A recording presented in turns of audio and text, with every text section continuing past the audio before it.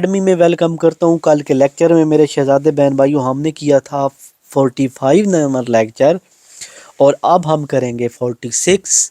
First year کی education ہے، نصاب سلیبس اور درسی کتب ہم کر رہے ہیں، بہترین پاکستان کے نوٹس۔ اگر کوئی بچہ نوٹ خریدنا چاہتا ہے تو وہ رابطہ کرے۔ گیسٹ پیپر، ایسے گیسٹ پیپر بھی موجود ہیں جو کہ مطلب کہ تھوڑے عرصے میں بچے کو اچھا گائیڈ کر سکتے ہیں۔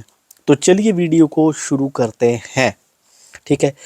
اگر کسی بچے نے پورا سال کچھ نہیں پڑھا تو اس کے لیے بھی بہترین نوٹس موجود ہیں اور آسان الفاظ میں نوٹس موجود ہیں۔ جائزہ انسانی زندگی کا اہم جزو ہے۔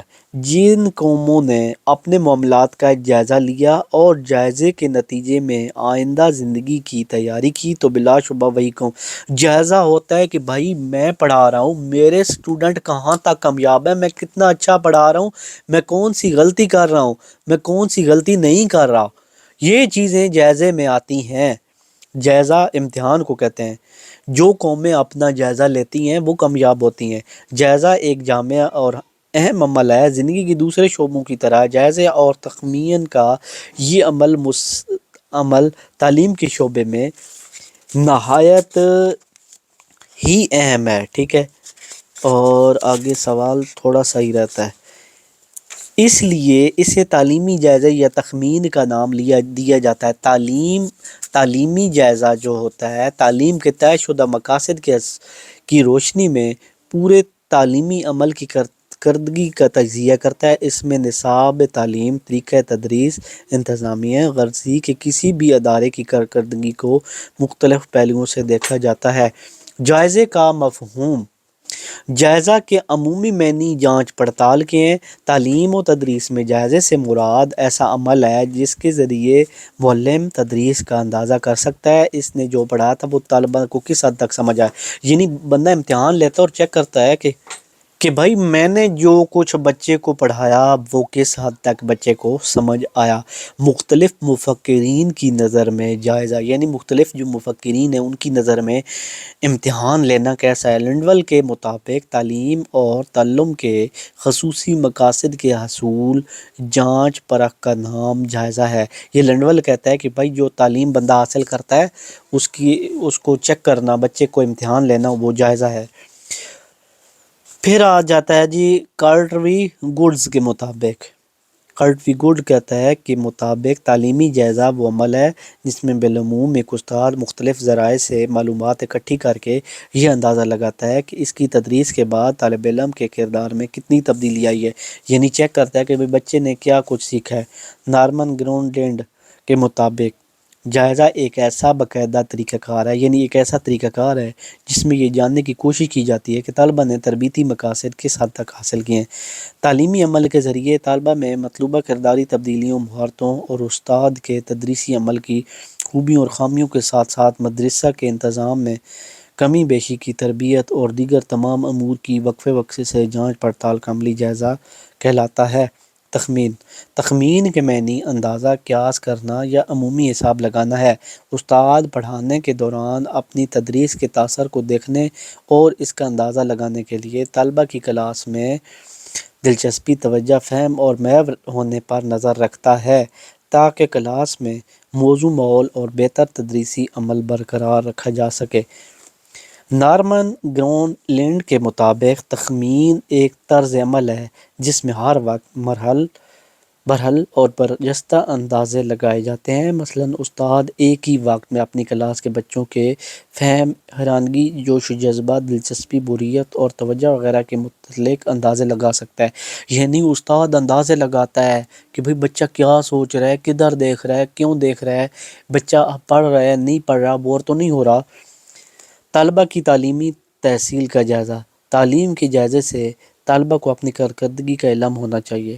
طلبہ کو معلوم ہونا چاہیے کہ وہ تصورات کس حد تک سمجھ سکے، وہ کیا جان چکے ہیں اور مزید ان کے لیے کیا جاننا باقی ہے، کسی مہارت کے سیکھنے میں کس درجہ پر ہیں، کلاس میں دوسرے طلبہ کے مقابلے میں ان کا گریڈ اور پوزیشن کیا ہو۔ یہ جائزہ طلبہ کی کارکردگی کو بہتر بنانے میں مدد دیتا ہے۔ جو کمی ان میں رہ گئی ہو اس کی کمی کو پورا کرنے کے لیے امدادی تدریس فراہم کی جاتی ہے۔ یعنی جو کمی رہ جاتی ہے، مزید بچے کو پڑھایا جاتا ہے۔ طلبہ میں تعلیم کے لیے تحریک پیدا کرنا، تعلیمی جائزہ سے طلبہ کی کارکردگی کا پتہ چلتا ہے اور یہ کارکردگی تحریک پیدا کرنے میں کام دیتی ہے۔ سیکھنے کے عمل میں تقویت ملتی ہے۔ جب طلبہ کو کلاس میں گریڈ دیے جاتے ہیں تو ان میں مقابلہ کی فضا پیدا ہوتی ہے، وہ ایک دوسرے سے سبقت لینے میں خصوصی تیاری کرتے ہیں، اپنے والدین اساتذہ کے ساتھ تاثر کو بہتر بنانے میں دن رات محنت کرتے ہیں اور یوں کامیابی ان کے قدم چومتی ہیں۔ یعنی جب امتحان ہوتے ہیں، اچھے نمبر آتے ہیں، بچوں کو ٹرافیاں ملتی ہیں تو پھر بچے خوش ہوتے ہیں اور کہتے ہیں کہ بھائی میں اس سے آگے نکلوں۔ طلبہ کی گروہ بندی، جائزہ کے بعد گروہ بندی میں مدد دیتا ہے اور کلاس میں فطین، ذہین اور اوسط درجہ کے کو الگ الگ کر کے ان کے لیے جدید تدریسی طریقے اختیار کیے جاتے ہیں، ان کی کارکردگی بہتر بنائی جاتی ہے۔ جائزہ گروہ بندی کے ذریعے تعلیمی مقاصد کے حصول میں مدد کرتا ہے، یعنی کہ بندہ اس سے اندازہ لگاتا ہے کہ بھائی بچہ کس حد تک کامیاب ہے۔ اور بچے کی گروہ بندی ہوتی ہے کہ بھائی لائق بچوں کا الگ گروہ، نالائق کا الگ اور بہت زیادہ لائقوں کا الگ۔ تدریسی مواد کی تشکیل و تنظیم نو، تعلیمی جائزے کے ذریعے یہ بھی واضح ہوتا ہے کہ تدریسی مواد کس حد تک طلبہ کی دلچسپیوں اور ضرورت کے مطابق ہے۔ مزید یہ کہ تدریسی مواد میں تعلیمی تصورات اگر طلبہ کی دلچسپیوں کے مطابق نہیں، فرسودہ اور غیر اہم ہیں اور ان کا عملی زندگی سے کوئی تعلق نہیں، تو ان کی جگہ جگہ دلچسپ تصورات شامل کر کے طلبہ کے لیے آسانی پیدا کی جا سکتی ہے۔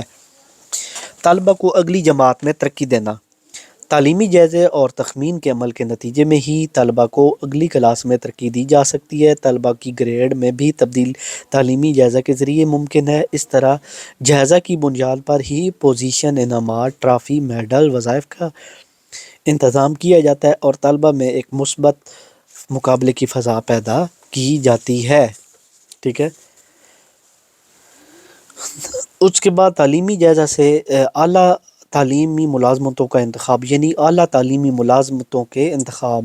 ٹھیک ہے، تعلیمی جائزہ سے حاصل شدہ معلومات کے ذریعے اعلیٰ تعلیمی داخلے اور ملازمتوں کے حصول کے لیے مختلف قسم کے ٹیسٹ دیے جاتے ہیں، جیسے N T S, government test, G A T ہے کے ذریعے عمل سے گزار کر اہلیت کے حامل افراد کا انتخاب کیا جاتا ہے، یعنی پھر مزید ٹیسٹ لیے جاتے ہیں۔ اس طرح جائزے کے نتیجے میں پاس ہونے پہ پھر پیشہ ورانہ اور شعبہ جاتی انتخاب میں مدد ملتی ہے کہ بھائی بچے کو اب ٹیچر لگایا جائے نہ لگایا جائے، کیا کیا جائے۔ ٹھیک ہو گیا۔ تحقیق میں استعمال، جائزہ تعلیمی جائزہ کے ذریعے حاصل ہونے والی معلومات کو تحقیق میں استعمال کیا جاتا ہے۔ ہر قسم کی بنیادی اطلاق اور عملی تحقیق کے جائزے کے ذریعے حاصل شدہ نتائج کو استعمال کیا جاتا ہے اور ان نتائج کی بنیاد پر تعلیمی عمل کو بہتر بنانے میں مدد ملتی ہے۔ تعلیمی عمل میں درسی کتب کی اہمیت، یہ سوال آ گیا جی 8ویں چیپٹر کا تیسرا سوال۔ تو اب چاہتے ہیں آپ سے اجازت، انشاءاللہ یہ سوال کریں گے نیکسٹ ویڈیو میں۔ یہ پہلا تھا، یہ دوسرا سوال آگے اور یہ تھا لیکچر 46۔ نیکسٹ لیکچر اور لاسٹ لیکچر ہوگا 47، اس کے بعد کتاب ختم۔ تو اسی ویڈیو کے ساتھ میں چاہتا ہوں آپ سے اجازت، اللہ حافظ۔